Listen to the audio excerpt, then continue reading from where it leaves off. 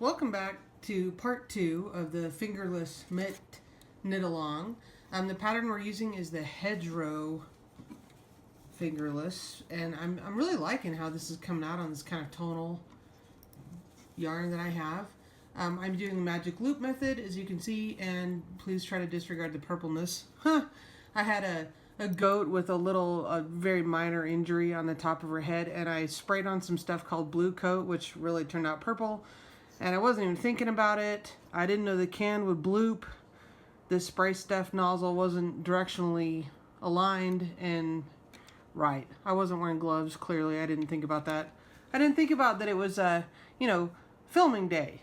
I was just doing whatever, farm stuff. Anyhow, that's neither here nor there. So this is part 2. So we've finished the cuff, which was just the 4x2 ribbing, and we've started the hedgerow pattern and knitted that to the length that I want for my hand. So right now we're going to increase over the next 5 rows. We're going to increase this section just on this left side to accommodate the width of the hand, and then we're going to knit up to here, and then we're going to increase some more so that we can separate off some stitches to go around the thumb portion. So you'll see the construction of that. Now, if you followed along with the felted clog tutorial, we did some knitting through the front and back loop, which I'll explain that and show you that in detail better. So if we look at the pattern, we're going to start the hand section. We're going to knit 28 across, staying within our established pattern. So when you arrive here, we're going to increase and create one stitch between these two. So the instructions say knit into the front. KFB is knit into the front, and then curl your needle around and knit into the back of that same stitch, thereby creating 2 in 1. Okay, and then go ahead and purl that last one. And I'll show you that again. We're going to do the same thing on the back side, or on needle number 2. And if you're using double pointed needles, you're just going to think of your mitts in terms of halves, with the front of your hand and the back of your hand.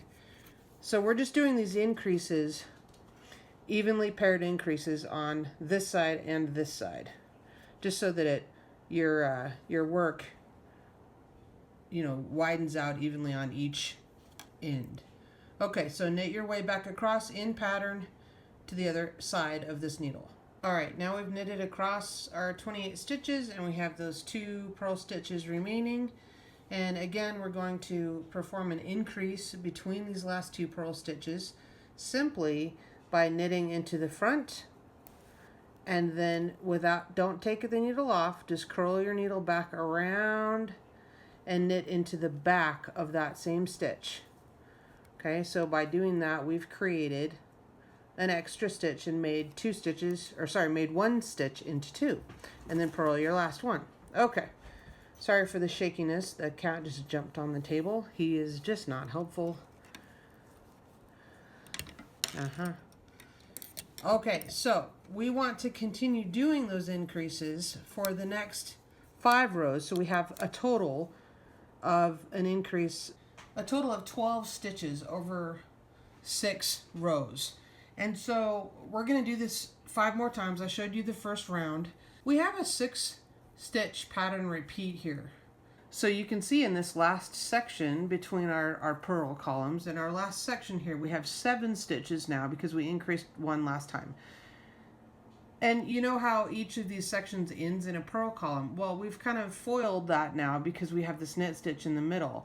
That's okay.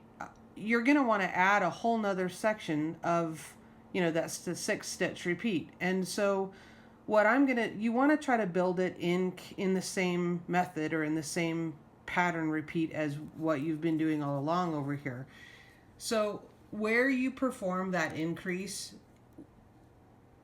within here is really up to you. You just want to try to keep your pattern sequence the same over the next 5 rounds or rows. Okay, so I hope that kind of made sense. So here I'm still on row 2 of my 4 row repeat. So I'm going to knit I'm going to knit 2, then I'm going to purl one like I did before, and I'm going to knit one. Now I have to choose how I'm going to handle this extra stitch, where normally I would just have 2 purls. I'm going to go ahead and make 2 purls to finish off that 6 stitch sequence. And then normally I want another knit, but what I'm going to do here is just go ahead and increase into this last stitch by knitting into the front, curl around, knit into the back of that loop. Okay, now when you do that, it does create a little bit of a bar. See right there at the edge of my thumbnail? But once you get this done, you're really not going to notice that. You're just going to have the increase and you're not going to notice that. So I am building my next set of 6 stitches to work with. So I hope that kind of makes sense. Maybe I'm not, I can picture it in my mind. Maybe I'm not articulating it very well. Feel free to leave a comment if that's messed up for you or doesn't make sense, or absolutely, you know, talk to me in the Facebook group or shoot me a message, whatever. So now I'm going to knit my same, in keeping with the pattern, across the back side of my mitt, and then we'll deal with the left side increase once again.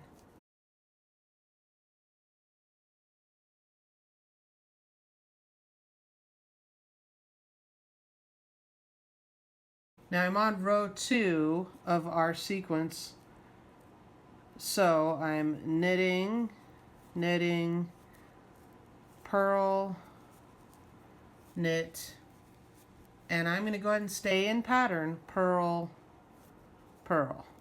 Okay, now I want to increase again, so I'm going to knit into the front, leave it on the needle, go around the back, knit into the back of that stitch, and pull it off. Okay.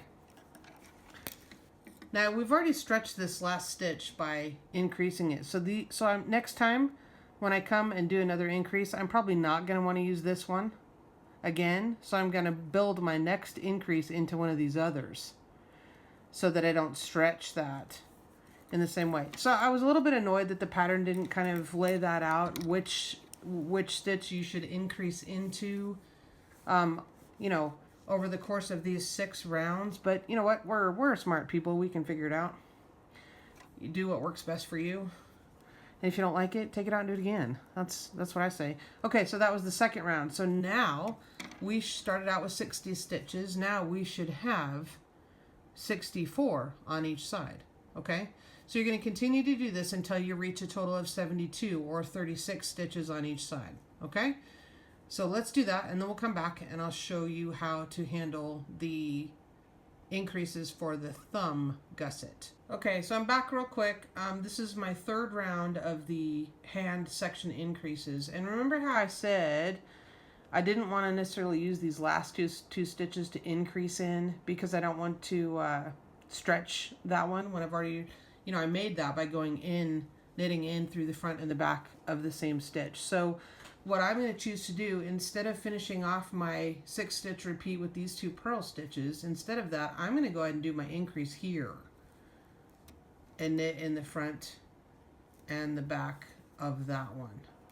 I'm going to go ahead and do that there. Now I know, whoops, I may have split a stitch here. So just gently take it out, and yep, I did. Okay. Now I know that that's going to look funny, and that's supposed to be the purl column that ends this section. However, you know, I'll work that out. And if I have a little extra bump or a seed stitch at the base of my, you know, base of my hand over here, like I'm never going to know it. You know, do what works best for you. If you come up with a better way to increase and still maintain the absolute integrity of the stitch pattern, then yeah, totally leave me a comment. I'm all for that. I can definitely learn from you. So I've increased that. I'm going to go ahead and purl this because that's what it is. And then I'll go ahead and knit and purl that. Okay. So again, you're just going to have to figure out how you want it to look and to be able to add those extra increases. And it will all even out. Trust me. This is where you get to be the boss of your own knitting. Is where you get to, you know, just figure it out and make it how you want it to look. And I'm not going to be all that picky about it because it's a, you know, this whole pattern, obviously, I have some mistakes in here, but it's a bumpy seed stitch kind of situation in between these knit columns, and I am certainly not going to notice if one of those bumps is in the wrong place. So these are for me, and I'm, you know, even if they were for a gift, nobody that I'm going to give them to is going to like pick over it and scrutinize it. So there you have it. Okay, carry on. And then again, I'll come back and we'll deal with the thumb gusset increases. Now you should have 36 inches across each needle for a total of 72. You can see our little increase section here where we've built that, and you should have that on the other side as well, and we do. So what we've done now is increase enough for the base of the hand. So we want to knit this section here. You're just going to knit another inch or so in keeping with pattern. For me, that was, I think, another like 14 rounds maybe. So what I would do if you're unsure how many, you know, how many rounds make an inch and you don't want to measure and count, you know, just put a little marker right here. Put a little piece of thread or a slip stitch, you know, one of those rings that has an open hook, and set that right there, and then just measure. And, you know, depending on how big your hand is, if you're making it for yourself, you can always just see how far 1 inch is to the base of your thumb.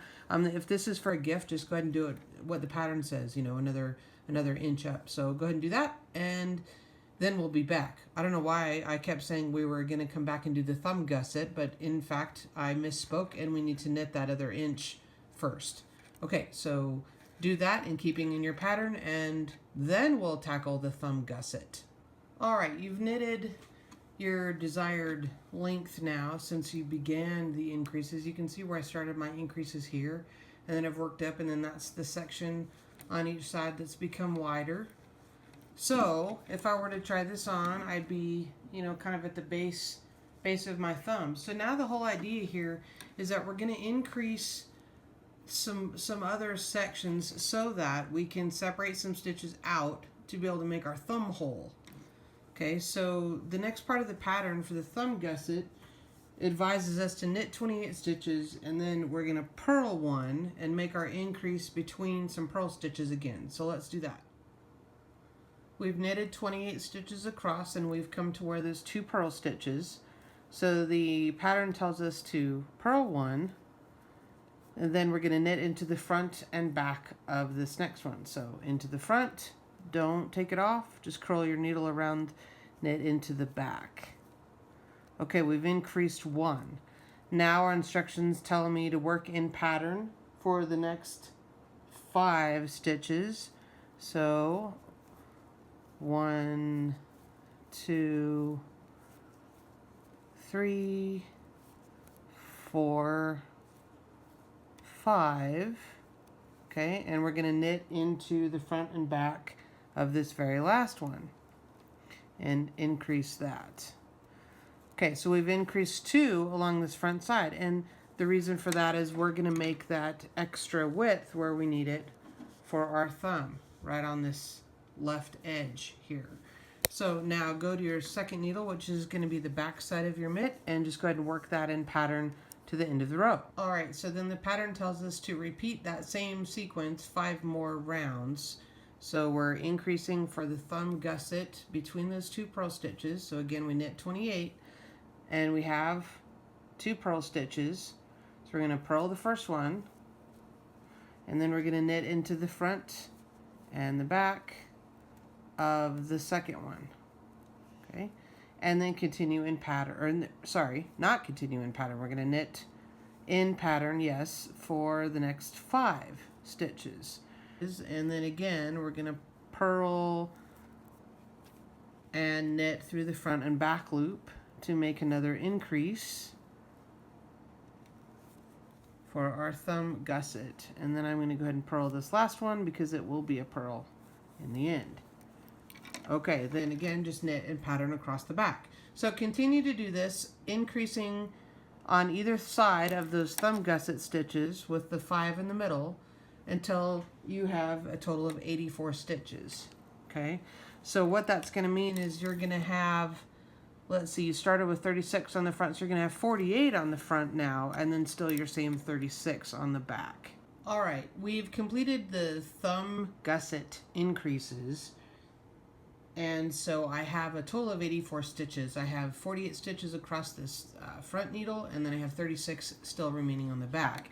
And you can see the kind of slanted section here where we've done all the increases, and this is the part that's going to be the outside of the thumb. It's actually going to be curled around like this and become, see, like this, and it's going to become the thumb of our mitt. Okay, so what we need to do now is just work in the established pattern for the next 2 inches. Okay, so I'm going to leave you there for this portion of our knit along. Go ahead and knit up the next 2 inches, and then for the next video I'll show you how we're going to put the thumb gusset on the waist yarn and then continue up to the top of the mitt and finish it off. At least finish the mitten part off, and then we'll do the thumb separately. Okay, so I wanted to include all that in this one video, but I've already delayed posting this due to some family stuff and just life. So go ahead and knit that next 2 inches, and then I'm not going to wait a whole week to post the next video. I'll get to it the next day or two as I get the knitting done. So, okay, knit on, and be sure to post a comment down below if you have questions, or join us in the Facebook group, and I'll put that link down below in the section that says show more. So be sure to click that for the show resources, video resources that I'm talking about. Okay, knit on.